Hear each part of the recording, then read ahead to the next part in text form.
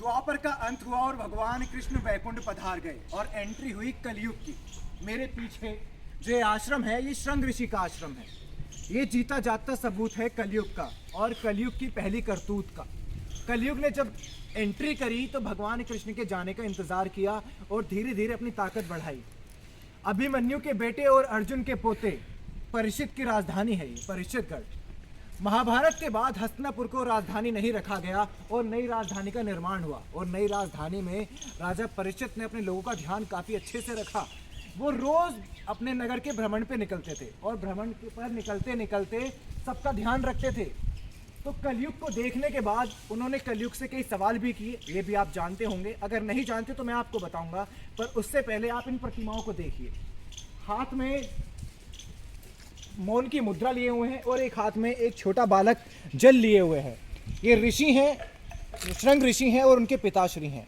इन्हीं के गले में जो ये सांप दिख रहा है ना आपको, अभी आपको नज़दीक से और पास से दिखाएंगे कि गले में एक सांप पड़ा है। इस सांप की बदौलत ही आज हम सबको कलयुग में इतना घोर पाप देखना पड़ रहा है। राजा परीक्षित की एक छोटी सी गलती और उसके बाद कलयुग को इतनी ताकत मिल गई। उनके बराबर में आपको श्रृंग ऋषि दिख रहे होंगे। वो छोटी सी हाथ में डोलची से पानी ले रहे हैं और इसी पानी को लेकर उन्होंने राजा परीक्षित को श्राप दिया था। अब आपको सबसे पहले बताते हैं राजा परीक्षित की कलयुग से पहली मुलाकात कैसे हुई। वो अपने शहर के भ्रमण पर निकले थे, परीक्षितगढ़ के भ्रमण पर निकले थे। परीक्षितगढ़ उस समय का सबसे फलता फूलता शहर था, राजधानी थी। जिस तरीके से आज के मॉडर्न टाइम्स में दिल्ली है ना, कि दिल्ली में मेट्रो है, दिल्ली में बड़े बड़े होटल्स हैं, सब कुछ है, उसी तरह उस वक्त परीक्षितगढ़ हुआ करता था। और आज आप मेरे आसपास देखेंगे तो एक परिंदा भी पर नहीं मार रहा। कुछ बंदर हैं जो इंतज़ार करते हैं लोगों के आने का और खाना खाने का। यहाँ हवन कुंड हैं, पुराने पुराने पेड़ हैं। इन पेड़ों के नीचे ही ये ऋषि अपनी तपस्या और पूजा किया करते थे। राजा परीक्षित जब भ्रमण पर निकले तो उनकी मुलाकात कलयुग से हुई और कलयुग ने एक गाय के 4 पैरों में से 3 पैरों को काटा हुआ था। उन 3 पैरों का उसने बताया कि ये मेरा कर्म है। जब राजा ने उन्हें रोका कि भाई तुम मेरे कार्य में ऐसा क्यों कर रहे हो और तुम आए कैसे, तब उन्होंने बताया कि भगवान कृष्ण तो अपने वैकुंठ पधार गए और वैकुंठ पधारने के बाद मुझे ताकत मिल गई है और ये मेरा युग है और मुझे यही कर्म करने हैं, मेरे यही कर्म रहेंगे। तब उन्होंने कहा कि जब तक मैं जीवित हूँ मैं ऐसा नहीं होने दूंगा। मेरे पीछे देखिए आप कि पेड़ कितना पुराना है। जब उन्होंने कहा कि मैं ऐसा नहीं होने दूंगा तो उन्होंने राजा से कहा कि राजा मैं कहाँ जाऊँ, कैसे मैं अपना काम करूँ, क्योंकि मेरा तो कर्म ही ये है, मेरा करना यही है, मैं इसीलिए आया हूँ, मेरी उत्पत्ति में पैदा इसीलिए हुआ हूँ। तब राजा ने उन्हें कुछ जगहें दी जहाँ वो रह सकते थे। राजा ने उन्हें ऐसी जगहें दी कि जहाँ पर जुआ खेला जाता हो, जहाँ पर मांस मदिरा दारू का सेवन किया जाता हो, जहाँ पर पराई स्त्रियों के साथ संभोग किया जाता हो।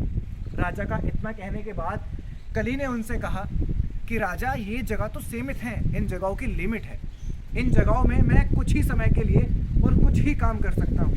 तब उन्होंने राजा से कहा कि राजा मुझे ऐसी जगह दीजिए जहाँ मैं खुलकर कर सकूँ, मतलब राजा मुझे कुछ ऐसा दे कि मैं सारी मानवता पर अपना कलयुग का प्रभाव डाल सकूँ। तब राजा ने उन्हें सोने में वास करने का आदेश दे दिया, सोने में वास करने की आज्ञा दी कि कलयुग तुम आज से सोने के अंदर भी रहोगे। और राजा ने खुद सोने का मुकुट पहना हुआ था। उस सोने के मुकुट में कलयुग ने प्रवेश कर लिया। कलयुग ने प्रवेश किया तो कलयुग आ गया और राजा की मति मारी गई, राजा परीक्षित की मति मारी गई। राजा परीक्षित के शरीर में कलयुग आ गया क्योंकि सोने में कलयुग आ चुका था। उनके दिमाग का जो कहते हैं ना कि आपकी जब विनाश काले विपरीत बुद्धि, कि जब नाश इंसान पर छाता है तो बुद्धि कुछ भी करवा देती है। तब वो इस आश्रम में आए। इस आश्रम में आने के बाद ऐसे ही एक पेड़ के नीचे ऋषि पूजा कर रहे थे, तपस्या कर रहे थे, उनकी आंखें बंद थी और राजा ने आके उनसे पानी मांगा। राजा पानी मांगते रहे पर अपनी तपस्या में लीन ऋषि उनको पानी नहीं दे पाए। राजा ने उनके गले में उठा के सांप, अभी मैंने जैसे कि आपको दिखाया उनके ऋषि के गले में वहाँ पर सांप था, तो वो सांप उसी का प्रतीक है जो राजा ने उनके गले में डाल दिया था। यही बात जब राजा के ऋषि के बेटे श्रृंग ऋषि को पता लगी तो उन्हें गुस्सा आया। पास ही में हम इससे थोड़े से अगर आगे जाएंगे तो आपको एक नहर, उस समय उसको नदी कहते थे, आज भी लोग नदी कह देते हैं, नहर है और वो नहर गंगा जी का ही एक हिस्सा है। उस पर स्नान कर रहे थे। श्रृंग ऋषि की उम्र भी ज़्यादा नहीं, अपने पिता के ऐसे अपमान का गुस्सा उनके अंदर इतना बढ़ चढ़ कर श्राप दे दिया कि आज से ठीक 7 दिन बाद जिसने भी ये काम किया है उसको सांप काट लेगा। और ठीक 7 दिन बाद राजा परीक्षित की सांप के काटने से मौत हो गई। ये कहानी है कलयुग की, उस कर्म की, कलयुग के आने की। और आज के समय में जितने भी भोग विलास की चीज़ें हैं ना, कि हम सोना खरीदते हैं, चांदी खरीदते हैं, पैसे पर मरते हैं, जुआ खेलते हैं, पराई स्त्रियों को देखते हैं, ये सब उसी कलयुग, उसी कलकी की देन है। और उसकी शुरुआत इसी जगह से हुई। आप यहाँ पर देखेंगे पीछे एक तालाब बना हुआ है, भगवान शनिदेव का भी एक मंदिर बनाया हुआ है। कहने को तो इस जगह का ध्यान रखा गया है, पर कुछ भी ऐसा नहीं जिसकी वजह से ऐसा लगे कि इसको अच्छे से सुरक्षित या संरक्षित करके रखा गया। चैनल के साथ जुड़े रहिए, यहाँ से कलयुग की शुरुआत हुई। हमारी अगली वीडियो ऐसे ही जगहों को कवर करती रहेगी जहाँ से द्वापर का और कलयुग का बहुत गहरा रिश्ता रहा है। त्रेता युग की भी बातें हैं। ऐसी जगहों पर हम आपको लेकर जाएंगे जहाँ से आपको आपके सनातन, आपके धर्म के बारे में पता लगेगा और क्यों इन जगहों की इतनी अहमियत है। चैनल को लाइक करें, सब्सक्राइब